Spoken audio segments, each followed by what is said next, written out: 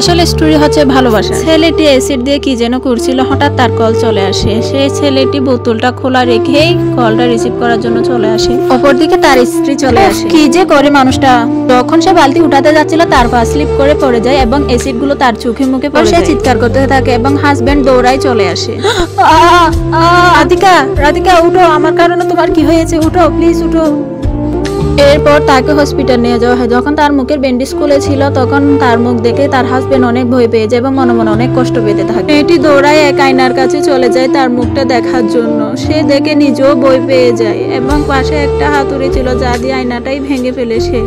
মেয়েটি তার হাজবেন্ডের দিকে দেখে কাঁদতেই থাকে এবং মনে মনে সিদ্ধান্ত নেয়, একটা কাজ করে আমি সুইসাইডই করিনি। এই চেহারা নিয়ে বেঁচে থাকার আমার কোনো অধিকার নেই বলে মেয়েটি দৌড়ায় ছাদে চলে যায়। সে দৌড়ে গিয়ে ছাদের মধ্যে উঠে যায় এবং সুইসাইড করতে যাবে, এটুকের মধ্যে তার হাজবেন্ড চলে এসে তাকে বাঁচিয়ে নেয়। পাগল হয়ে গেছে নাকি? এটা কি করতে যাচ্ছিলে তুমি? তোমাকে ছাড়া আমি কিভাবে বাঁচবো? মেয়েটি বলছিল তুমি যদি আমাকে ছেড়ে চলে যাও। ছেলেটি বলে আরে না, তোমাকে ছাড়া আমি কোথাও যাবো না। তো বন্ধুরা, তাদের এই ভালোবাসার জন্য একটা লাইক আর চ্যানেলটা সাবস্ক্রাইব তো করেই যায়।